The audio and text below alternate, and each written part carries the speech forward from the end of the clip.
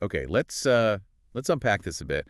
Imagine you're getting a peek behind the curtain, listening in on, well, basically a top-level strategy session for Canada. Yeah, that's pretty much the vibe we get from these opening remarks, isn't it? From that first ministers' meeting out in Saskatchewan. Exactly. We're zooming in on what the Prime Minister and the premiers of Saskatchewan and Ontario said right at the get-go. And our mission, it's not just reporting what was said, word for word. No, definitely not. We want to pull out the real insights. What priorities are they really signaling here? What does their framing tell you about the challenges they see? And, how do they picture collaboration actually working? Let's try and cut through the formalities and see what these initial statements really offer you. Hey everyone, love is in the air. Minister Freeland, Minister LeBlanc, I have not seen his seat. Hey, Dom. Good to see you, my friend. And Minister Hodgson as well is here.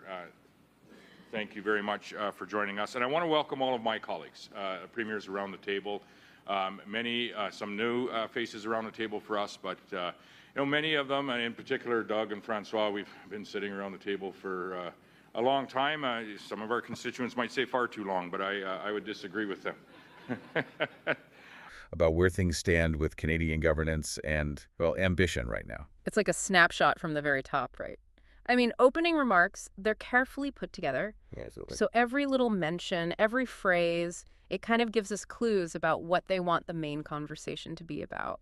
And maybe what they want you to think about how they're approaching things. Exactly. And, right away, the thing that jumps out is that immediate, very pressing issue of the wildfires affecting the country, especially up in the northern prairie provinces. Yeah, both the PM and Premier Mo put that right up front. No hesitation. They did. And what's really interesting, I think, is how quickly they shifted from just, acknowledging the crisis. Yeah, to using it as a prime example of collaboration, happening right now. Yes.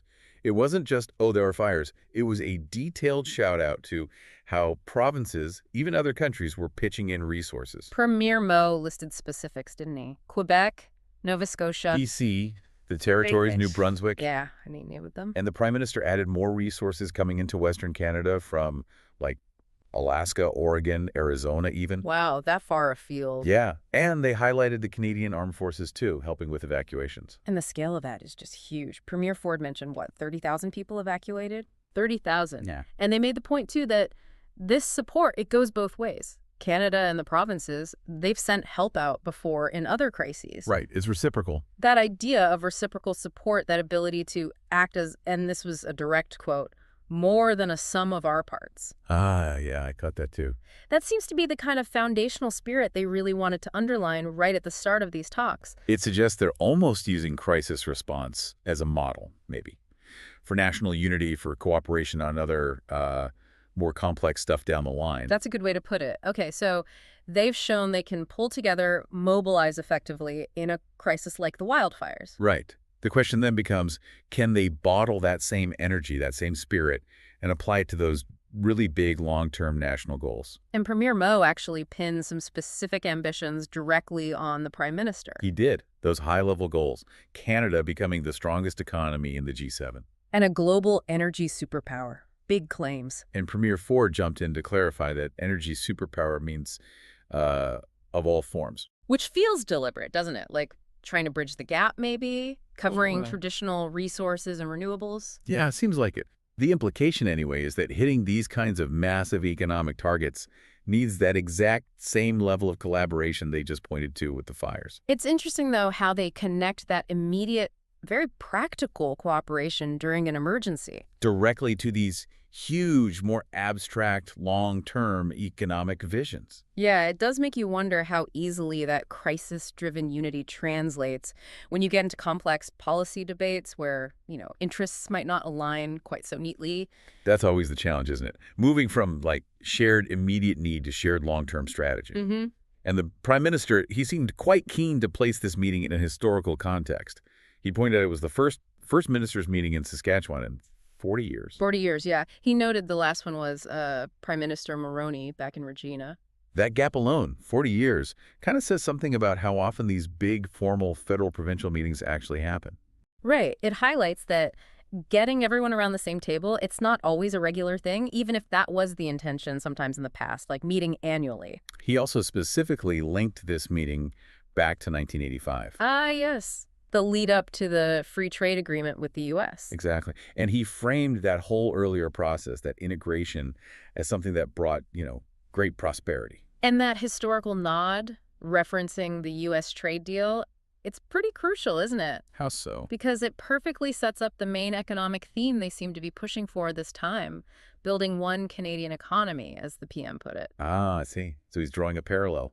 Breaking down international barriers back then led to prosperity. And breaking down internal barriers now will lead to prosperity today. That's the connection he's making. Okay, so the focus shifts inwards, not just external trade, but internal economic integration. And they did touch on some concrete steps. Yeah, the Prime Minister specifically praised the provinces, didn't he, for the leadership they've already shown on free trade deals between themselves. Which suggests, some momentum is already building from the provinces up. Province-to-province action, yeah. And the federal government apparently wants to add to that. The PM announced they plan to table legislation very shortly. Very shortly. That phrase stood out. To do what exactly? Specifically aimed at getting rid of federal barriers to moving goods and people between provinces. Okay, that's a potentially significant commitment. Uh-huh. Because those internal trade barriers, people have been talking about them for years as like a drag on the economy. Definitely. So saying legislation is coming shortly adds this sense of immediate intent to the whole discussion. They also mentioned moving forward on what they call projects of national interest. Right, praising provincial leadership on developing these truly nation-building projects. So the feeling you get just from these opening remarks is one of maybe positive momentum. Provinces taking the lead and the feds planning to step in and support or amplify that effort. Yeah, the overall tone was definitely leaning heavily on collaboration, on unity. Premier Ford's quote really hammered that home. United we stand, divided we fall. Classic line. It paints this picture, doesn't it?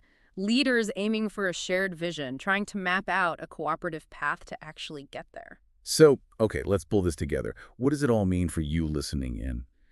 We took this deep dive into just the opening remarks from the First Minister's meeting. And what really comes to the surface is this clear attempt to frame everything challenges, ambitions through the lens of collaboration. They grab that immediate, very real example of everyone working together during the wildfires provinces, U.S. states helping out. That more than a sum of our parts idea again. Exactly. Using that as the setup, the foundation for tackling much bigger goals. And we heard those huge aspirations, strongest G7 economy, global energy superpower, suggesting a real focus on economic muscle built on that cooperation. The history lesson, comparing it to past meetings, especially the one leading up to the U.S. free trade deal, that helps frame this current push for one Canadian economy as, like, the next big step for integration and prosperity. And critically, it wasn't just talk. They moved to concrete actions, or at least intended actions, highlighting provincial free trade efforts already happening. And that federal promise to table legislation soon to knock down internal barriers. Plus, a mention of collaborating on those big nation-building projects. Yeah, the overall takeaway is definitely a narrative of momentum. Provinces acting, the federal government looking to support it, all wrapped up in these calls for unity. It really gives you a sense of the priorities and the positive dynamics the leaders wanted to project as they started their talks. Okay, but here's where it gets really interesting, I think. We've heard the ambitions laid out. Strongest G7 economy, global energy superpower of all forms, a truly integrated one Canadian economy built through working together. Right. The leaders sound confident, suggesting that spirit shown in the crisis can power this long-term economic drive.